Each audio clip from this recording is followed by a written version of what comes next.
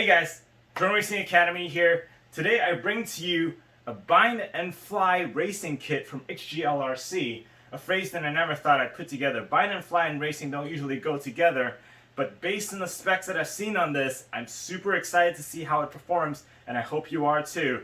Please remember to subscribe and the link down below, and click the bell button as well for all other upcoming Drone Racing Academy videos.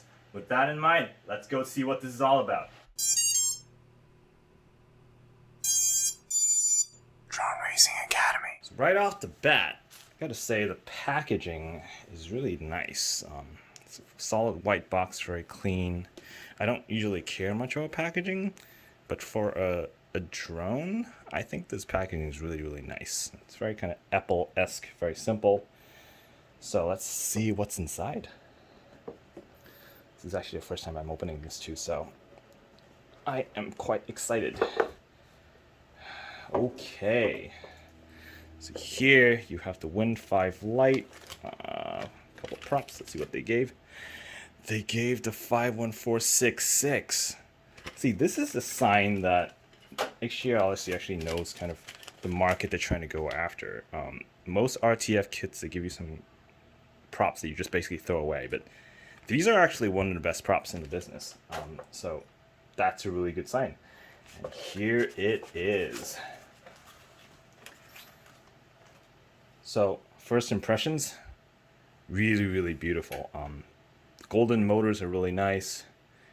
These are 2207.5, which is the size that I like to see on a racing quad.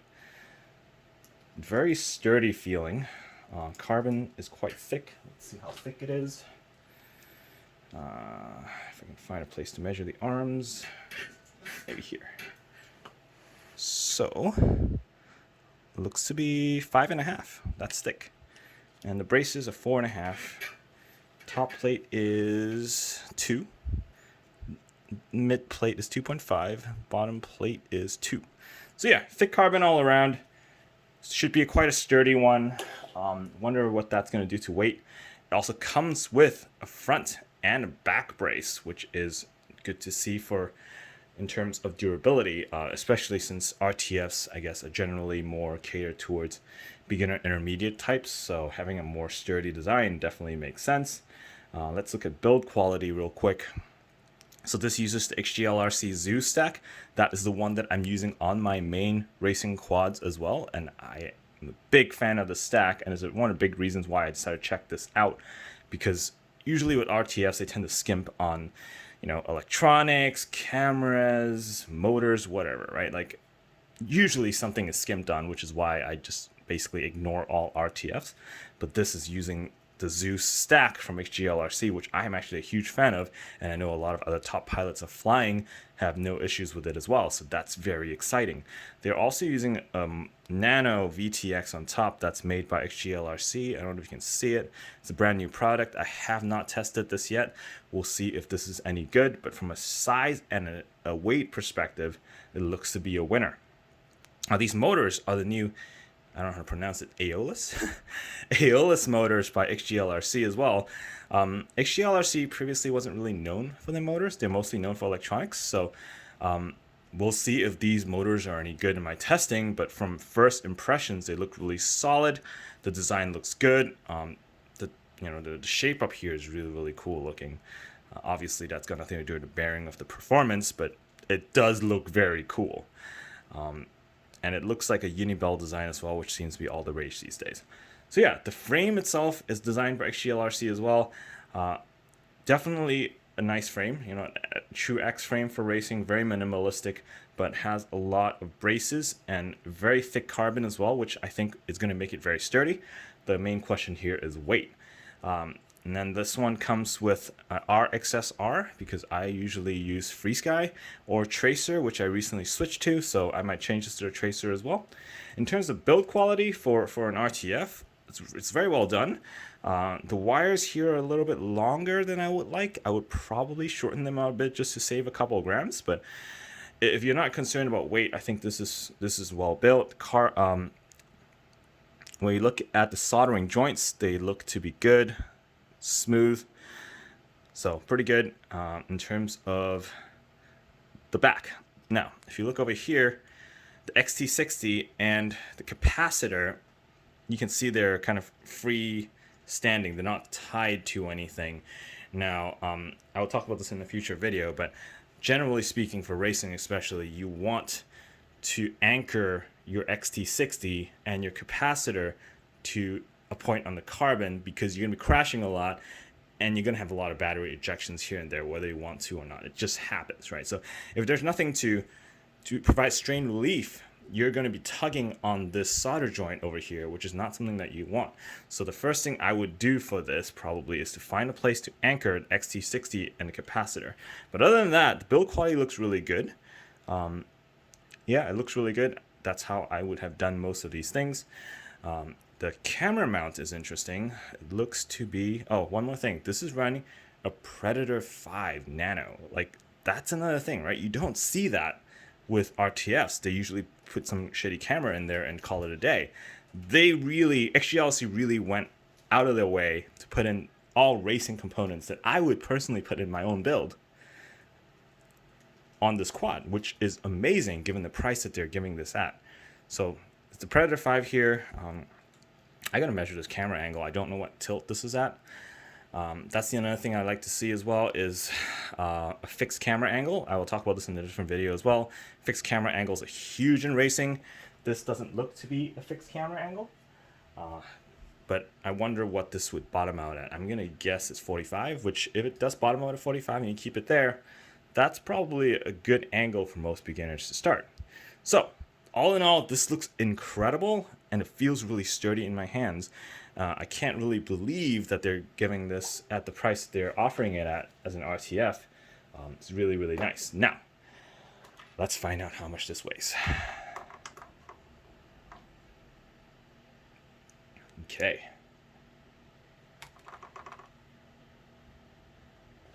All right. So I don't know if you can read it on the screen. This is running at 293 grams without props right now. So if you add in props, probably another 10 grams. So it's about 300 grams, which is not the lightest stuff out there. Racing quads these days are pushing 270 grams with props to 280. That's probably the target. So this is slightly on the heavier side. But do note that there are two braces here. So if we remove the braces, I think that will take off maybe like 10 grams here and there. So that would bring us within range of these, ultra light racing frames that people are building these days. There's also a bit of access TPU in the back that you could use to remove some weight. And cutting off some wires here as well. So all in all, for an RTF, it's a very respectable weight of 293. Again, not the lightest racing frame or racing build out there, but definitely respectable. And you can definitely tune this to get a lighter weight out of this setup.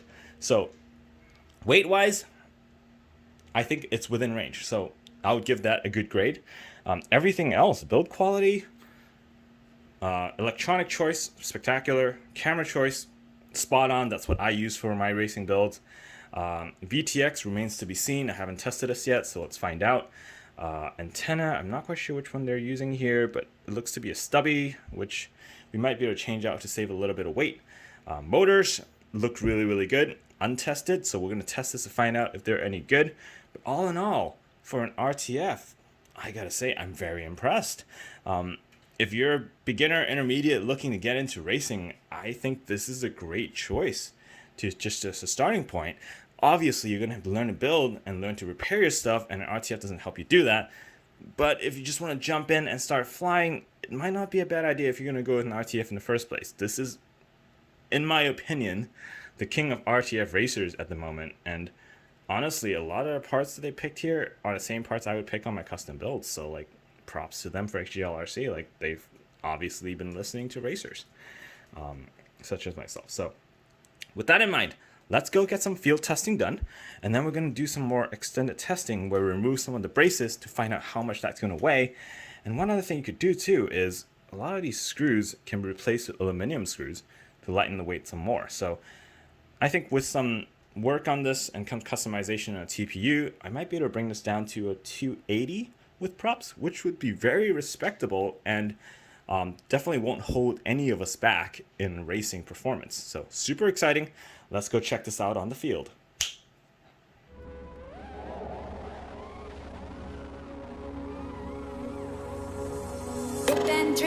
a missile.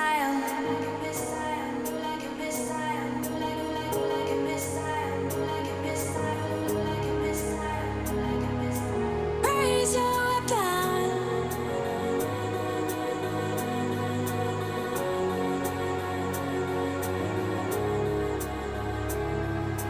Ripping through like a missile, ripping through my heart, rob me of this love.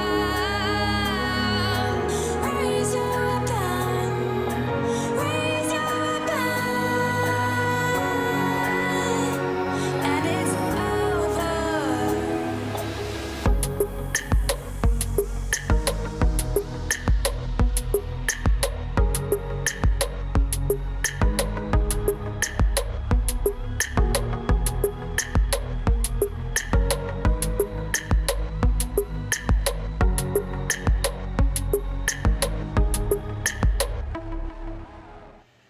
And we're back.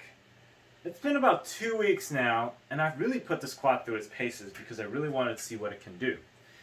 So let me give you a detailed run through about my experiences with this quad.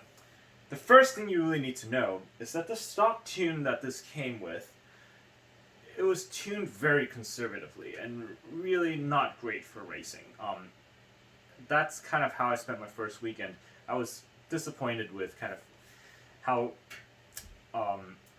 responsive or unresponsive it was, and it was very puzzling because, like I said in my earlier part of the video, the parts chosen for this is all top tier stuff in my opinion, at least. So I went back to Betaflight and I retuned it, spent a lot of time tuning the quad, and I found a tune that I liked, which I'm going to post in the comments section below. So if you do get this quad, I highly recommend you use my tune, and I'm going to consistently update this as I get more experience with this quad. But once properly tuned, it was amazing. It's night and day difference.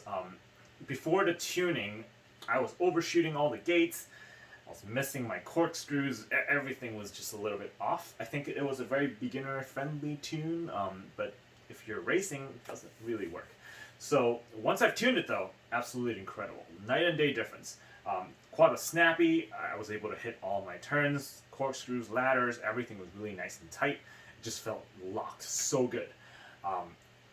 I've also let HGLRC know about the tune, so in the future versions, hopefully, they would have a more advanced tune included as an option, or you can just come to my channel and find my latest tunes, because I think I'm going to start using this a lot more. So that's the first thing, the tune that it comes with. If you have gotten this, I highly recommend check out my tune, see if you like it better. It's going to be a little sharper, it's going to be much more responsive, so if that's not what you're looking for, then maybe stay with the stock tune, but if you want responsiveness, check out my tune. Next part selection. For my first impressions, I thought the part selections was great, and my testing validated that. The one part that I had questions on was the motor in the beginning, because I've never used their motors before, and this motor turned out to be really good. Once I've tuned it, snappy, super powerful, very consistent in terms of the throttle curve, and it also responded quickly to changes in my throttle, so it's very good for racing. So very happy with the motor. They also look amazing. It's kind of beat up now a little bit, just because I crashed a lot. I crashed a lot of this because I've been racing for the past couple of weeks, and it's been really good. So motor's really good. VTX worked great, especially in a racing environment. The most important thing for racing VTX is really how much interference does it give to the other channels when you power it on. If you don't know, for not so great VTXs, when you first power on your quad, even if you're on a specific channel like F2 for example, it will blast all the other channels and all the other pilots will lose vision momentarily, which probably causes them to crash. So that's not what you want.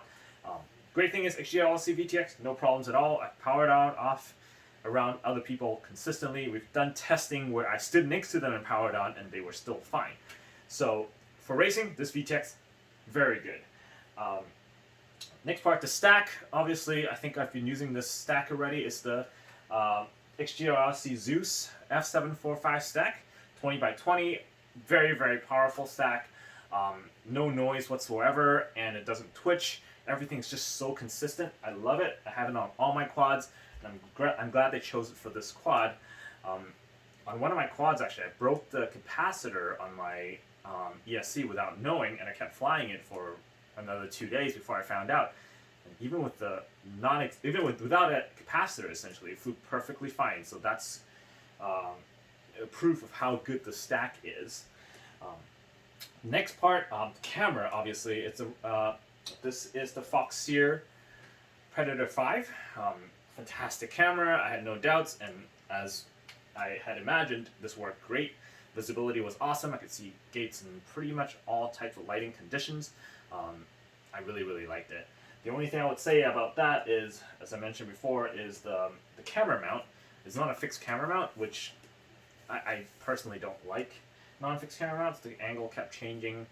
I torqued it down, but after a big crash, the camera angle would change, and I'm very sensitive to that, and most people would be. I'm going to make a video about why camera angles are so important and why even a slight change in camera angles would mess you up.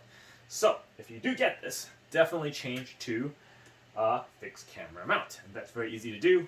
All you really need is a 3D printer. If you have a friend that has it, perfect, then you're done. The other part too is I decided to run it without the back brace. I kept the front brace on because I felt like it gave me a lot of durability. I've crashed this a lot at high speed, and it's held up amazingly well. On the back side, you don't tend to crash it as hard, so I took that off to reduce some weight, and I found that it flew really nicely. So that's kind of the arrangement that I'm running this right now. And the other part, that nice part, is now I have a spare front brace, which is nice.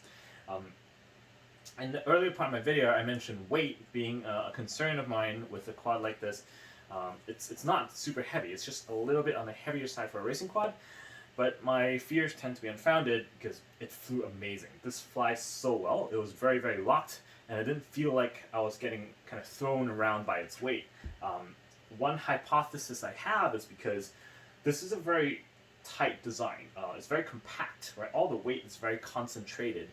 And so because all the weight is so concentrated, it actually doesn't result in the quad that's kind of sliding around all over the place. So this flew really well. So weight, not a problem. The last thing I want to note is the strap. Now, this strap is more, let's say, narrow than other normal straps that I have. I don't know if you can see it. It's a very thin in terms of width. And the reason for that is because it's got to stick under the 20x20 stack. And there's no room underneath. Usually, sometimes with other frames, you have some room here between the two bottom plates to stick your battery strap through, and this does not allow for that, which means the only spot for your battery strap is through the 20x20 stack, and that results in having a very thin strap. And what that means is, when I broke my strap from a very hard crash, none of my other straps would work with this. So if you do get this, and I think you should, make sure you get some spare straps, because chances are your current straps won't work. The other piece too is this right here. The strap uses, I guess, a metal loop kind of design. I don't know if you can see it, metal loop right here. So for mine, when I had a couple hard crashes, this actually pulled apart. And what I ended up doing was I just kind of bent it back using a pair of pliers. But that is something to note. I think this design could be improved in terms of this battery strap. Maybe a solid piece of metal, or at least like a thicker piece of metal, so that it won't bend so easily. But it's a minor issue, and I've already notified HGLRC of that, and they said they're working on it. So new versions would probably come with a more robust strap, maybe. But either way, get extra straps is the moral of the story there. Now, all the other things that I mentioned in the earlier part of the video is still true. Definitely think we should secure this pigtail as well as a capacitor. As I spend more time with this, I wanted to fly in a stock form as much as possible, because chances are that's how most people fly it. And I'm happy to say, in the stock form, absolutely incredible, knocked it out of the park. I definitely think this is one of the best ready-to-fly kits out there. And I'm honestly blown away by how good it was in a tough racing environment compared to all of my kind of custom-built drones. So, like I said, I might switch to flying more of this because one, it works really well out the box, and two, it takes me about 6 hours to build a quad. I'm getting really busy these days. Not having to build a quad, it's kind of nice. So I might use more of these. So as I use more of this, I would make further revisions to this. I would probably change this out to a fixed camera mount. I would probably change the antenna mount back here as well to save some weight, as well as kind of drop it down a little lower. Definitely fix the pigtail to the carbon so that it doesn't get pulled and it doesn't tug on the ESC, and also secure the capacitor. I think those are the main changes I would make, and I'll also continue to improve the tune. So if you look in the comments section in this video, I would have a diff dump available there for you to copy into your drone. Just make sure you set up your modes how you like it.